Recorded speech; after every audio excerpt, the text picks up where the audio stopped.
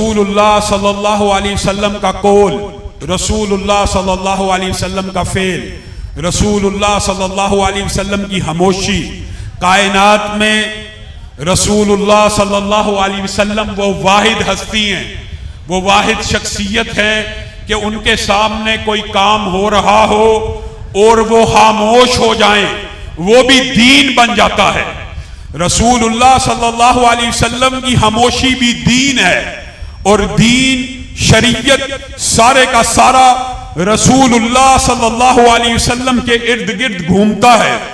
حتیٰ کہ ایک معروف بات ہے، آج ایک اسپیشل اور خاص بات آپ لوگوں کے گوش گزار کرنی ہے، اور امید کرتا ہوں آپ لوگ اس حوالے سے میرا ساتھ دیں گے اور اس بات کو سمجھنے کی کوشش کریں گے۔ وہ بات کیا ہے؟ رسول اللہ کا قول شریعت ہے، دین ہے، یہ بات عام ہو چکی ہے۔ رسول اللہ کی بات وحی ہے، یہ بات عام ہو چکی ہے۔ اللہ کے فضل سے، علماء کی محنتوں سے، مولانا سیف اللہ ملتانی صاحب کریا کریا کوچا کوچا، بشیر حاکی صاحب کریا کریا کوچا کوچا، علماء کا یہ گروہ آپ کے کانوں میں یہ ندا دے رہا ہے، وما ينطق عن الهوى، رسول اللہ اپنی مرضی سے بولتے ہی نہیں، جب بھی بولتے ہیں ان کا کلام وہی ہوتا ہے، وہی کے تابع ہوتا ہے، یہ باتیں معروف ہیں۔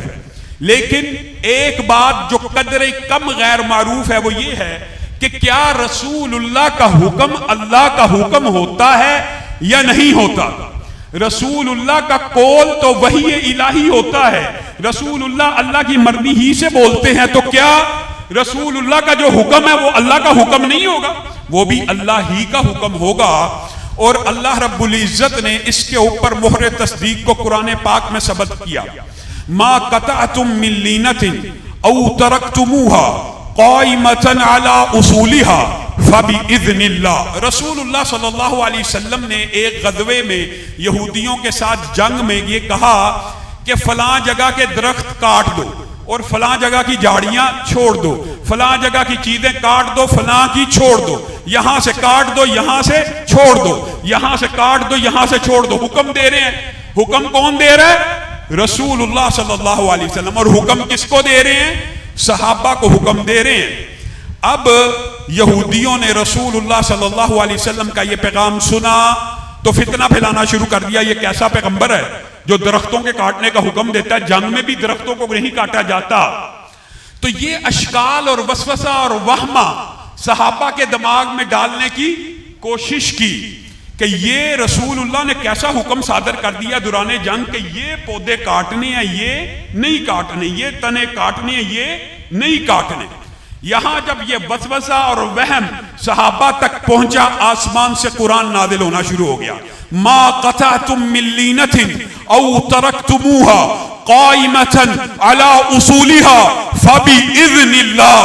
جو تم نے پودوں کو کاٹا، اللہ براہ راست صحابہ کو مخاطب ہو رہا ہے، جو تم نے پودوں کو کاٹا اور جن کو تم نے چھوڑا، ما قطعتم، اور اگر مائے نافیہ ہو، جو نہیں کاٹے، جو نہیں چھوڑے، لیکن مائے موصولہ کے تحت جو تم نے کاٹے ہیں، جو تم نے چھوڑے ہیں، ما قطعتم من لینۃ او ترکتموها قائمۃ علی اصولها، اپنی جگہ پہ باقی نہیں چھوڑے، فبإذن اللہ، فبإذن اللہ۔ یہ ایک آیت اگر آپ کو یاد ہو جائے، فبإذن اللہ، ایمانداری سے بتلائیے، غامدی سے پوچھئے، انکار حدیث کرنے والوں کے سامنے اس آیت کو رکھیے، فبإذن اللہ۔ حکم دینے والے کون تھے؟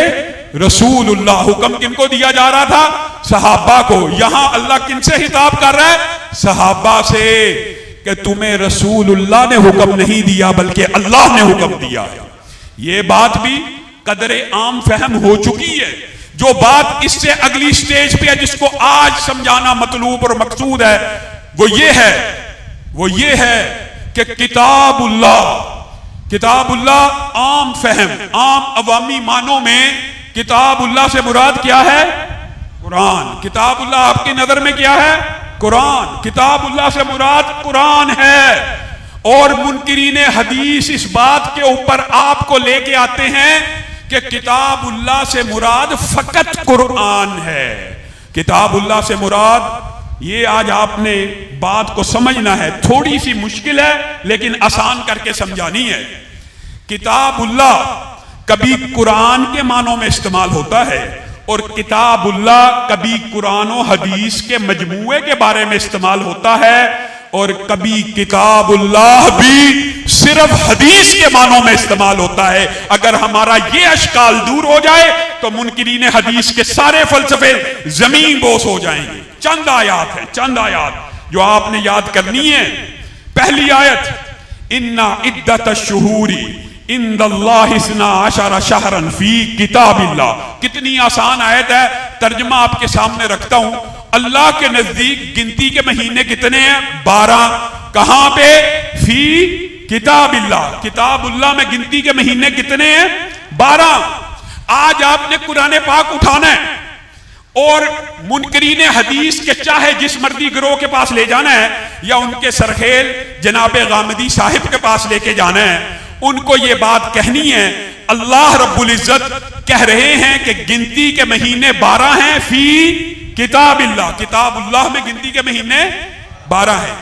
اگر کتاب اللہ سے مراد صرف قرآن ہے، یہ سوال بڑا اہم ہے، اگر کتاب اللہ سے مراد صرف قرآن ہے تو غامدی صاحب اس قرآن پاک سے وہ گنتی کے 12 مہینے نکال کر دکھا دیجیے. آپ کو قرآن پاک میں رمضان تو مل جائے گا، ذی الحجہ تو مل جائے گا، باقی مہینے آپ کہاں سے لائیں گے؟ بتائیے کہاں سے لائیں گے؟ حدیث سے لائیں گے. میں اور آپ کہاں سے لائیں گے؟ اور غامدی صاحب کہاں سے لائیں گے؟ تاریخ سے. غامدی صاحب سے یا منکرین حدیث سے جب آپ یہ سوال کریں گے نا گنتی کے 12 مہینے ہمیں قرآن سے دکھائیے، اگر کتاب اللہ سے مراد صرف قرآن ہے، صرف قرآن ہے، یہ عقیدہ ان کا ہے اور یہی عقیدہ دکھ کی بات ہے عوام الناس میں ٹریول کر چکا ہے. اگر کتاب اللہ سے مراد صرف قرآن ہے تو وہ گنتی کے 12 مہینے ہمیں قرآن سے نکال کے دکھا دیجئے، ورنہ کہہ دیجئے کہ گنتی کے مہینے اللہ تو کہتا کتاب اللہ میں 12 ہیں لیکن اصل میں ہے نہیں ہے. معاذ اللہ. یہاں تو غامدی صاحب جرت کریں اور آگے بڑھ کے یہ کہتے ہیں اللہ نے بھی جھوٹ بولا تھا. معاذ اللہ. اللہ نے کہا تو یہ کہ گنتی کے مہینے 12 ہیں، آگے سے جواب عجیب دیا. یہ گفتگو میں نے کی تو انہوں نے جواب ریکارڈ کروایا اور کہتے ہیں ہاں یہ بات درست ہے کہ کتاب اللہ کے اندر سے یہ 12 مہینے نہیں ملیں گے، لیکن کہاں سے مل جائیں گے؟ تاریخ سے مل جائیں گے. انا للہ و انا الیہ راجعون. تاریخ کے اوپر تو ایمان لائے لیکن حدیث کا انکار کر دیا. پھر بھی یہ نہیں کہا کہ حدیث سے مل جائیں گے، بلکہ کیا کہا؟ تاریخ سے مل جائیں گے. کتاب اللہ جو صحابہ کا، جو اہل سنت کا اجماعی عقیدہ ہے، کبھی صرف قرآن پاک کے بارے میں بولا جاتا ہے اور کبھی قرآن و حدیث کے مجموعے کے بارے میں بولا جاتا ہے. میرا اور آپ کا عقیدہ یہ ہے کہ کتاب اللہ میں 12 مہینے ہیں. 2 ماہ اگر آپ قرآن سے نکال بھی لیں تو باقی آپ کو 10 کہاں سے مل جائیں گے؟ حدیث سے مل جائیں گے. کتاب اللہ سے 12 مہینے مل جائیں گے. منہا 4 حرم. اگلی آیت اور واضح، اگلی آیت کا حصہ اور واضح. ان میں سے 4 مہینے حرمت والے ہیں.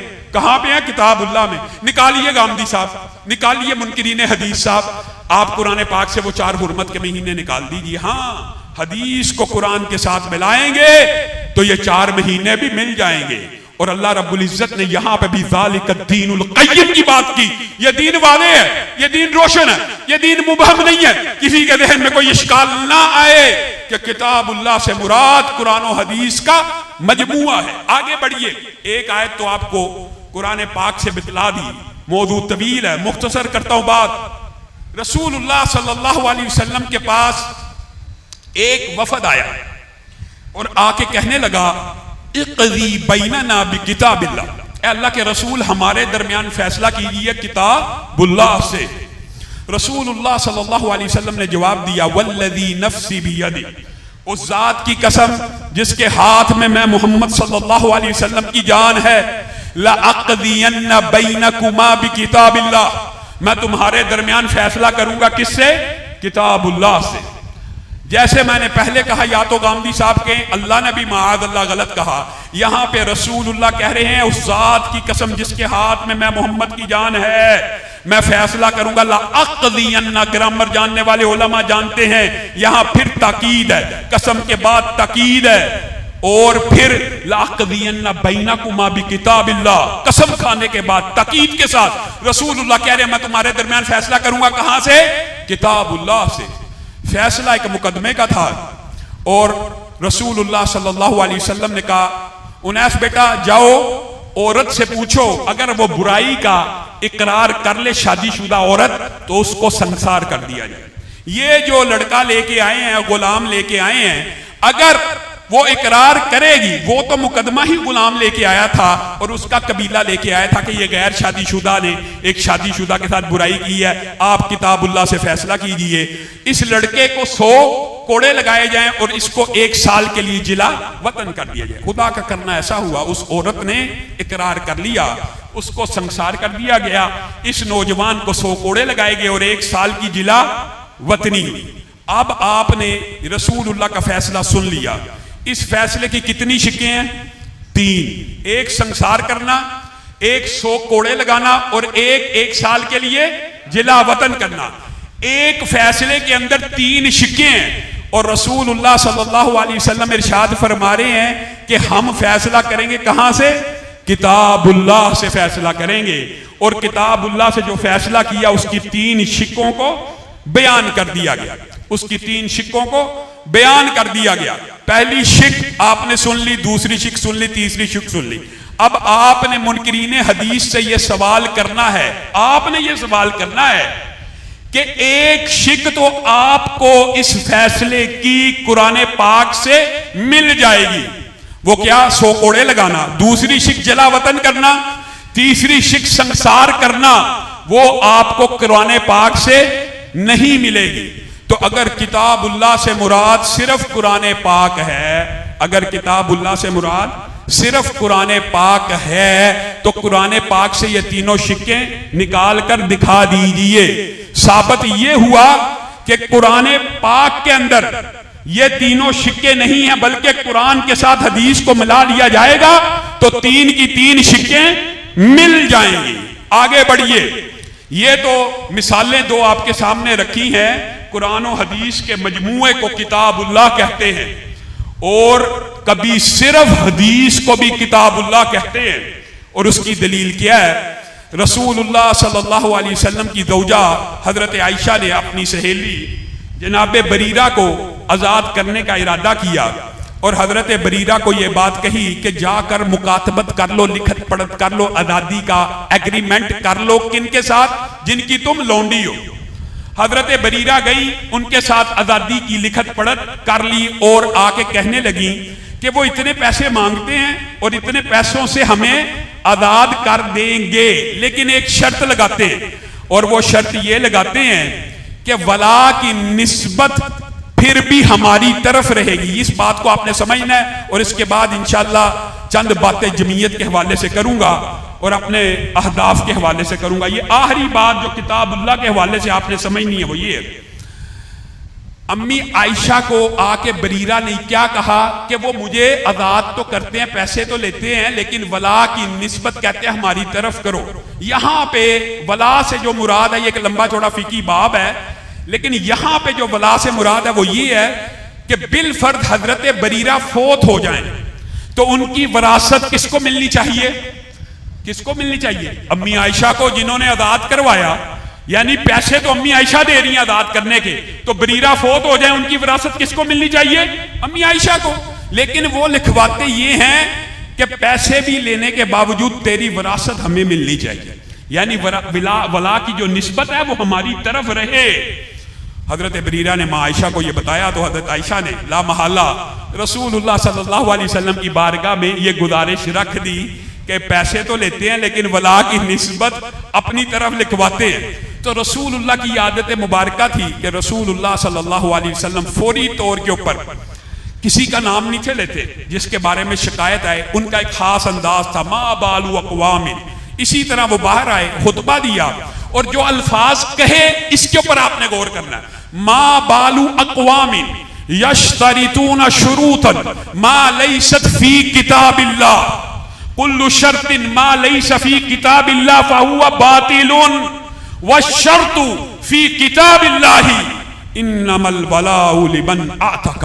اب اس ساری جملے کا ترجمہ یہ ہے ما بال اقوام یشترطون شروطا، لوگوں کو کیا ہو گیا کہ ایسی شرطیں باندھتے ہیں جو کتاب اللہ میں نہیں ہے. ہر ایسی شرط جو کتاب اللہ میں نہ ہو فہوا باطل، وہ باطل ہے. والشرط فی کتاب اللہ، اور جو شرط کتاب اللہ میں ہے وہ یہ ہے انما الولاء لمن اعتق، ولا کی نسبت اس کی طرف ہوگی جو آزاد کروائے گا. آج آپ نے اس حدیث کو منکرین حدیث کے سامنے رکھنا ہے، غامدی صاحب کے سامنے رکھنا ہے. اگر کتاب اللہ سے مراد صرف قرآن ہے تو قرآن کے اندر وہ کون سی آیت ہے جہاں لکھا ہے انما الولاء لمن اعتق؟ کیونکہ رسول اللہ کہہ رہے ہیں کہ کتاب اللہ میں یہ لکھا ہے انما الولاء لمن اعتق. اس سے مراد یہ ہوئی کہ کبھی صرف اکیلی حدیث کو بھی کتاب اللہ کہتے ہیں. اور اگر یہ بات میرے اور آپ کی سمجھ میں آ جائے، ویسے ہی آپ کے خیال میں حضرت علی کے پاس صحابی نے آگے پوچھ لیا هل عندکم شیء من الوحی ما لیس فی القرآن، کیا آپ کے پاس وحی کا کوئی ایسا حصہ ہے جو قرآن میں نہیں؟ تو حضرت علی نے یہ نہیں کہا تو کیسا بے وقوف ہے، قرآن کے علاوہ بھی کوئی چیز وحی ہو سکتی ہے، بلکہ کیا کہا نعم جی ہاں میرے پاس وحی کا ایک ٹکڑا ہے جس میں وہی کچھ لکھا ہے جو رسول اللہ قصاص اور دیت کے بارے میں فرماتے تھے اور میں علی لکھتا چلا جاتا تھا. گویا رسول اللہ کی حدیث بھی کتاب اللہ ہے. رسول اللہ کی حدیث کتاب اللہ ثابت ہونے سے ہمیں اور آپ کو کیا فائدہ ملتا ہے؟ کتاب اللہ کس کو کہتے ہیں؟ کتاب اللہ کی ایک ٹرانسلیشن فردیت کے اوپر بھی دال کرتی ہے کہ میرے اور آپ کے اوپر فرض ہے. کتب علیکم الصیام، آپ کے اوپر روزوں کو فرض کیا گیا. تو کتاب اللہ اگر حدیث ہے تو اسی طرح اس حدیث کے اوپر ایمان لانا بھی ضروری ہے جیسے قرآن کے اوپر ایمان لانا ضروری ہے. اور اسی لیے رسول اللہ صلی اللہ علیہ وسلم نے فرمایا تھا لوگوں ڈر جاؤ. آج کے دور کے بارے میں رسول اللہ کی حدیث 1400 سال قبل کتنی سچی اور سچی ہے. لوگوں ڈر جاؤ، لوگوں ڈر جاؤ، ایک وقت آنے والا ہے، خبردار. ایک گاؤں تکیے کے اوپر بیٹھا ہوا شخص تمہیں کہے گا میرے لیے قرآن کافی ہے، تمہارے لیے قرآن کافی ہے. یاد رکھنا رسول اللہ کی حدیث کا مفہوم یہ ہے وہ جھوٹا ہوگا، کیونکہ میں قرآن بھی دیا گیا ہوں اور قرآن کے مثل بھی دیا گیا ہوں. اور جو قرآن کے مثل ہے وہ کیا ہے؟ قول رسول ہے، حدیث رسول ہے، فرمان رسول ہے، ابلاغ رسول ہے. اگر آپ کے اور میرے ذہن میں یہ وہمہ، یہ اشکال آ جائے، منکرین حدیث یہ وہمہ ڈالتے ہیں، اشکال ڈالتے ہیں قرآن کی حفاظت کی ذمہ داری اللہ نے لی ہے، حدیث کی حفاظت کی ذمہ داری اللہ نے نہیں لی. یہ دنیا کا سب سے بڑا جھوٹ اور سب سے بڑا مغالطہ ہے. وجہ اس کے بے شمار دلائل ہیں، بے شمار دلائل ہیں، علماء نے لکھ دیے. لیکن آپ لوگوں کے سامنے ایک جھٹکی مثال دینی ہے. وہ کیا ہے کہ اللہ رب العزت نے قرآن پاک میں کس کی پیروی کا حکم دیا؟ رسول اللہ کی. کس کی اتباع کا حکم دیا؟ رسول اللہ کی. کس کی اطاعت کا حکم دیا؟ رسول اللہ کی. جو چیز تمہیں رسول اللہ دے پکڑ لو، جس سے روکے رک جاؤ. یہ ساری آیات کا خلاصہ ایک آیت اگر میں بیان کیا جائے تو کیا ہے؟ لَقَدْ قَانَ لَكُمْ فِي رَسُولِ اللَّهِ أُسْوَةٌ، کہ رسول اللہ کی زندگی تمہارے لیے، رسول اللہ کی زندگی تمہارے لیے نمونہ ہے. اب آپ نے اس ایک آیت کو مد نظر رکھنا ہے. قرآن پاک میں اللہ رب العزت بالواسطہ یا بلا واسطہ 700 ٹائمز یہ کہہ رہے ہیں کہ رسول اللہ جو دیں اس کو لے لو، جس سے روکے رک جاؤ. رسول اللہ کی پیروی کرو، رسول اللہ کی اتباع کرو، رسول اللہ کی فرما برداری کرو. اور اینڈ کیا ہے؟ رسول اللہ کی زندگی تمہارے لیے نمونہ ہے. اب آپ نے اس بات کے اوپر غور کرنا ہے کہ آپ میں اللہ کے ساتھ مثال کسی کی نہیں، لیکن سمجھانے کے لیے کہہ رہا ہوں. آپ ایک دردی کو ایک سوٹ دیں یا کوئی بھی آپ کسی بھی کام کرنے والے کے بارے میں یہ مثال بنا سکتے ہیں، اور سوٹ دیں اور اس کو کہیں کہ نمونے کے مطابق سی دو. ایک دفعہ کہیں، 2 دفعہ کہیں، 3 دفعہ کہیں، 4 دفعہ کہیں، 5 دفعہ کہیں. اور حقیقت یہ ہو کہ آپ نے اس کو نمونہ نہ دیا ہو. یہ بات بڑی اہم ہے سمجھنے کے لیے. آپ نے اس کو نمونہ نہیں دیا اور اس کو فون کال کر رہے ہیں سوٹ نمونے کے مطابق سی دے. 1 دفعہ، 2 دفعہ، 5 دفعہ، 10ویں دفعہ آپ کو کیا کہے گا؟ کتنا تو بدعقل بندہ ہے، سیمپل دیتا نہیں, نمونہ دیتا نہیں, اور مجھ سے مطالبہ کرتا ہے نمونے کے مطابق سی دوں. اب آپ ذرا غور کریں, اللہ رب العزت آپ سے اور مجھ سے مطالبہ کیا کر رہا ہے؟ زندگی گزارنی ہے کس کے نمونے کے مطابق؟ رسول اللہ کے نمونے کے مطابق. اور گاندھی صاحب وہ نمونہ محفوظ ہی نہیں, گاندھی صاحب وہ نمونہ محفوظ ہی نہیں جس نمونے کے مطابق اللہ رب العزت 700 مقامات پہ کہہ رہا ہے زندگی گزارنی ہے. وہ نمونہ کہاں ہے؟ یہ نمونے کی حفاظت کی ذمہ داری اللہ کی نہیں ہے. ماشاءاللہ, نمونے کی حفاظت کی ذمہ داری اللہ کی نہیں ہے, صرف قرآن کی حفاظت کی ذمہ داری ہے. حالانکہ قرآن پاک میں قرآن پاک کو جمع کرنے کی اور اس کے بیان کی ذمہ داری بھی اللہ تعالیٰ نے دی ہے. قرآن کی آیات ہے, موضوع طویل ہوتا چلا جائے گا. وَأَنزَلْنَا إِلَيْكَ الذِّكْرَ, اللہ نے پھر یہ بھی کہہ دیا ہم نے آپ کے اوپر قرآن کو نازل کیا تاکہ آپ لوگوں کو بیان کریں, آپ کھول کھول کے بیان کریں. تو میرے بھائیوں, یہ عقیدہ, یہ فلسفہ, یہ پیغام مصطفیٰ ہے کہ قیامت کی دیواروں تک دین روشن ہے, دین اجلا ہے, دین واضح ہے, دین کلیئر ہے, دین مکمل ہے. دین مکمل ہے کہ نہیں؟ دین میں کسی قسم کی کمی چھوڑ کے گئے ہیں رسول اللہ. اور لوگوں کیا ہو گیا, کس مغالطے کا شکار ہو گئے؟ صحابہ کو گواہ بنا لیا. رسول اللہ نے صحابہ کو گواہ بنا لیا. کیا میں نے دین پورا پہنچایا؟ صحابہ نے کہا پہنچایا. آج کا مولوی کہتا نہیں جی تھوڑا سا رہ گیا تھا, تھوڑا سا, بس تھوڑا سا, بس چیلم رہ گیا تھا, بس تیجا رہ گیا تھا, کل ختم رہ گیا تھا. رسول اللہ نے دین پورا نہیں پہنچایا. انا للہ و انا الیہ راجعون. اگر دین پورا ہے تو ہمیں مزید کسی اضافے کی گنجائش ہی نہیں, اس کے اندر کسی بھی قسم کی کوئی گنجائش موجود نہیں ہے.